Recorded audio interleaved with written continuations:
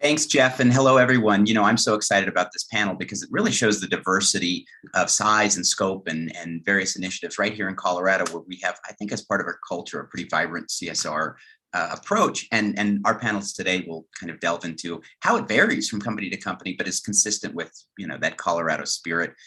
So to kick that off, if I can start with the panel, just tell us a little bit about where you work and how your various CSR initiatives have doing good integrate into what your organization does every day. And to start, Jayme, why don't you go ahead? Sure. Thank you, Skyler. Thanks so much for having me today. So as Jeff mentioned, I'm with Brownstein, Hyatt, Farber, Schreck. We are a law and lobbying firm headquartered here in Denver with 10 offices throughout the country. We have about 600 employees. And our main CSR program really consists of 3 different components. So the first would be our pro bono legal services that we provide free of charge to nonprofits in the communities where we have offices. Our second would be our charitable giving program. So each year we give between $1 and $2 million to organizations where our employees are serving on boards. So a real array of different organizations. And then our third component is what we call our Karma program. And that is essentially like our done in the day employee volunteer program, where we get people out in the community, partner with local nonprofits to help them how they most need it. Sean, how about you? First of all, welcome and thank you, Skyler, for hosting us, and any people who are in the room. It's both a privilege and a little intimidating to be in front of your colleagues in this space of social impact and share things you're doing and things you've done wrong. So looking forward to hearing from other people too. But Prosono, as was described, we really seek to unlock the social impact potential of our clients. And we started 5 years ago with the idea of how do we incubate into professional services as much as possible, those assumptions that are supposed to be programs and such that we might do in the corporate social responsibility space. So we put community responsibilities as part of our job description. We really sought to work with only businesses that are seeking to unlock that potential just by bringing those traditional management consulting experiences to the table. And then, of course, built it into our performance pool, built it into our hiring and such. And so really, to that question, we've tried to take everything we thought we knew, which is we've learned not much, and integrate it into the actual business operations and responsibilities of the business on a day-to-day. So it's a challenge every day, but it's something we look at and are excited about and continue to learn and grow into. And Lauren, who of course works at a B Corp. Hi, everybody, and thanks again to everyone that's on the call. I really appreciate the conversations as a millennial that works for a B Corp. So it's very interesting to me. So Group 14 is a small woman-owned business headquartered here in Denver. There's about 50 of us now, so truly a small organization. But we do sustainability consulting for architects, contractors, and building owners, specific to sustainability and energy efficiency. So for us, we already took a really good hard look at our own environmental performance, our greenhouse gas contributions and things from the onset of the organization. But as our woman-owned leader starts to think about retirement, she wanted to ensure that we were really baking in the culture that we've established and kind of some of the guiding principles that we see as important to the firm. And that's when we really started looking at becoming a B Corp back in 2016 now. So we really utilize that B Corp impact assessment to start leveraging conversations internally about how we can look to our customers, how do we look to our projects, and really have a impact across all scales and not just our environmental performance. So to piggyback on that, especially for Lauren and Sean, when you work at a small business, you are attuned to every possible metric as it comes in, because one metric change can affect your entire course of business, right, for the quarter, for the year. So when it comes to the core of what you do, how much does paying attention to your social initiatives, to your social impact, affect traditional metrics? So in terms of course, your bottom line, but also employee engagement and employee tenure and hiring, choosing who you get to work with, who your vendors are. How do you do well as a business by doing good? And Sean, feel free to jump in. Yeah, that's a great question, Skyler. And it's, of all the questions, I think it's one I'm both excited and most intimidated to answer, because I think it's, the way I would answer it for us is it's 2 ways. One, it raises the bar for us as leaders. So from an employee engagement point of view specifically, our team has incredibly high expectations of our kind of our ethics and our values and the interpretation, how those look, how they experience it, how our brand is experienced by other people. And in many ways creates, a lot more attuned, what's the right word? Attentiveness, I guess, to not just yes, how are we doing on the financials, but like, how are we doing internally? And then how are we doing in the community? And how are people thinking about us? It's just really has raised the bar on every single metric in a way that I don't think I understood would be an outcome of putting and integrating into the business.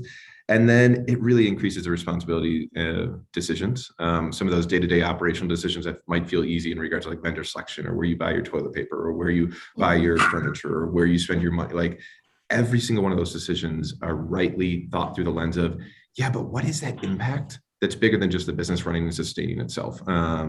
And so this ranges from us, we're employee owned, an ESOP, all the way down to literally making sure every single one of our vendors, like us, minority or women owned, and such. And so just the complexity of decision making that was already wildly complex just got that much more so. Yeah, I'll agree with Sean on that. For us as a sustainability consulting firm, I think it just shows that we walk the talk and that we're willing to give it a try before we'd encourage anyone else to do something. And so that we have that ability to be seen as mentors in the space. And then obviously it impacts our employee engagement and retainment. I think also just helping attract talent, making sure that people know that we are considerate to these things that are priorities, and growing in priority, as Jennifer alluded to, with millennials and future generations. And then we've actually taken CSR into becoming its own service area. So we now help mentor other firms in becoming B Corps, or taking on science-based targets or other measures. So it really has helped leverage us to our clients in a whole new arena. And that allows you to, of course, grow your business. So I think to that point, Brownstein is now one of a handful of really nationally significant firms, Jayme. But when it started out, it was a Denver firm run by Denver attorneys, just having a local impact. Can you talk a little bit about how, from your outset to the present day, and as you've grown, how has social responsibility changed the firm, and how has it changed kind of how you do business? Yeah, for sure. So I don't know that it's changed so much. I think it's just grown. Like you said, this was something that was kind of just a big piece of our start and from our founders. And so I don't know that it's changed how we've done it. I think it's just expanded, right? We started off real small, based in Denver. We expanded to different markets, and we have people in those markets. So we really have encouraged those people in recruiting and joining our firm to join if you have these values, and kind of share those values in their own local communities. So again, I think it's more of just an expansion of how we've always done things. Like Lauren mentioned, another thing that we've added on the business front, most law firms don't have a person in the role that I'm in. So I feel really fortunate. So we've kind of taken that on and shared, here's how we do our CSR efforts. If we have clients, if there's other law firms that are interested in, we work with them. We'll tell you, here's what we do, here's what we recommend, here's what we've done that hasn't worked. If you're interested in starting programs, partner with us and we'll help you. We'll join forces. So I think the idea of corporate responsibility, it's a big concept, right? It can be an intimidating concept. How are we responsible, and to whom, and how can we move that needle? We've got a lot of organizations of various sizes on the call. What advice would you give to businesses that are reevaluating their community impact, perhaps starting or jumpstarting a CSR program? Does it have to start big? Can you start small? Is it checks? Is it volunteerism? I mean, how do you kind of begin to get that ball rolling so that it grows into something that actually impacts responsibility? And Lauren, if you want to jump in. Yeah, so when I started with Group 14 over a decade ago, we were doing the small things around our environmental footprint. So we were doing our greenhouse gas reporting. We went through the effort to certify our office as LEED Platinum. So it started out kind of as like what felt very comfortable to us, and then expanded. So we first looked to a program called JUST, that's run by the International Living Future Institute. It's really specific architecture, engineering, and contractor community. We use that because it's a transparency. So we used that to really take a first look at just how we were performing, start looking at things like gender pay equity, and make sure that we were kind of checking some of those fairly obvious. And then that's when we really a bigger leap and looked at B Corp and wanted to actually have some measuring stick to feel like we were able to use it to set goals and really take that deeper dive. For us, one of the things that really helped is that we formed a small group internally of people who really had desire to take this further, called our PB&J committee. So it stands for Public Benefit and Just. But that group helped spearhead this effort and then took the goals that we saw or opportunities we saw to leadership so we could have a bigger conversation. So I think finding something that feels attainable and then taking those steps and having the next goal in mind is kind of how we went about it. Sean, how about you? Yeah, Skyler, to build off that, I mean, at Prosono, our mission is to unlock the social impact potential of our clients and really helping them move forward. And part of that is meeting them where they're at. And so helping people get very comfortable with where they're starting, and starting small and intentional is very important. And so, in answering this question, I was like, what are the two things I would say? And it really comes down to the authenticity of those actions, right? And so that authenticity, whether it is a small, commitment to writing a check every single year, or whether it's a volunteer program, or if it's actually integrating and converting your product over to a sustainable model, et cetera, whatever it might be, that authenticity, that commitment from leadership all the way down and through the team, number one, and then the second being that commitment, right? So you can't just put it out there, you can't just say it, and so just the authenticity and the commitment, I think, are the two of the biggest pieces. And for us, when we started, kind of like what Lauren was saying, like, we did write it into our mission, and frankly, we weren't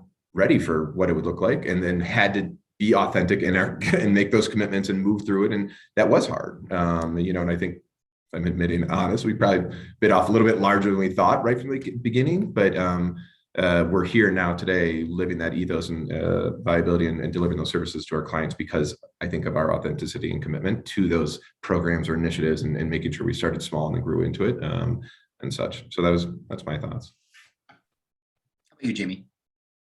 Sean, you stole my word, authenticity. I think that's the absolute key. What I have found, right, is if you want this engagement, you have to listen. You have to listen to what those who you want to get engaged want. What are their causes? What are their passions? How do they see it? And just recognize there's not a one size fits all. So I think just really listening to what will work for your particular company or group is key. And starting small, right? Not getting bogged down by the minutia, and just diving in and going for it. So I want to be mindful of our time. So I'm going to move on to a final couple questions. I can tell you that prior to going through some of our assessment of our corporate social responsibility initiatives here in Colorado, we knew we were doing them, but we never really brought them to one place. And then we did, and we started informing our members and the public, hey, here's this project we worked on. Here's all the good that we're doing. As a function of that, sometimes calls get elevated to me when we have an unhappy member with a tough project. And those calls stopped, and suddenly I'm getting all these calls from members just leaving voicemail saying, hey, I saw that you were involved with this charity, that you did this volunteerism. I'm just so proud to be a member. And I've seen that as a happy consequence of really formalizing a lot of what we do on the CSR side.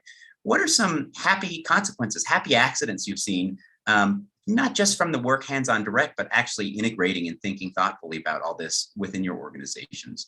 Lauren? So one of the things that comes to mind, and Jennifer alluded to earlier too, is with the George Floyd protests and a lot of the inequity that we see in the world, that we recognize as a firm that without racial justice, you can't have environmental justice. And unfortunately, 91% of architects today are still white. So a lot of people that we have in the room aren't the people that we need to always have the deep dive conversation. So we've started a scholarship targeting Black, Indigenous people of color to really help leverage that community and pull them up into the conversation as best we can. So I think that has really been something impactful and meaningful to our organization. Jayme, how about you? I think some of our kind of happy consequences have evolved to just internally, right? Like being in this weird space that we were in the past year and a half with COVID and not being able to get out in the community like we typically would, moving more to a virtual space, we've had to just figure out like how to keep our people happy and sane and engaged. So one of the things we launched was taking some of our focus and shifting it internally. And we did what we called our Brownstein Buddies program. And so that was essentially a program that ran through the summer, the first summer of the pandemic when camps were canceled and our employees and colleagues didn't have daycare. And we did some programming for families and focused on kids.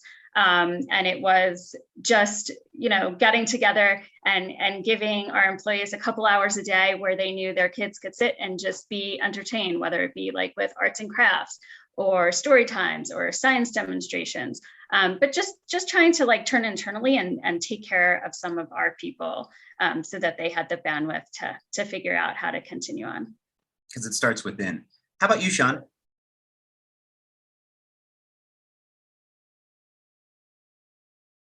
Still muted. I can ventriloquist, but I'm not good at it.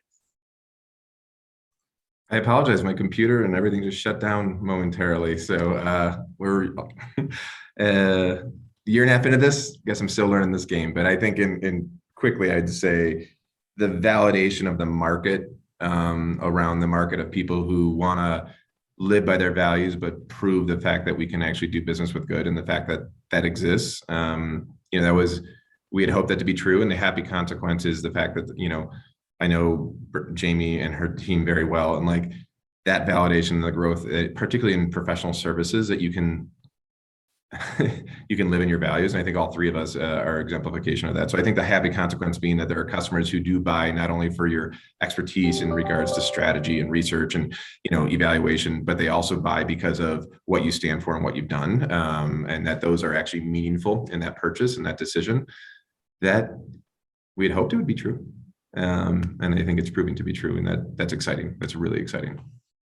Yeah, and I think just to kind of conclude on that note, so many of us have been at this for a while, and now consumers, especially in light of the radical and important changes we've seen over the past year, are now saying, oh, well, this is exactly what I want in a company. And we've had the framework for a while. We've had to adjust. We've had to be nimble. But this has been, as difficult as this year has been, rewarding in that way, because you work on CSR for so long, and now people are coming to the table saying, I'm really appreciative that you've been doing this, and this matters to me now more than ever. Hey, I'm going to turn it back to Jeff. And just to conclude, I would say I know this group would be happy if you've got questions. You've got some real expertise here. It is very much the Colorado way. So I'm sure the Points of Light team would be happy to get you our contact information if you've got any questions. And I want to thank everybody for taking the time today.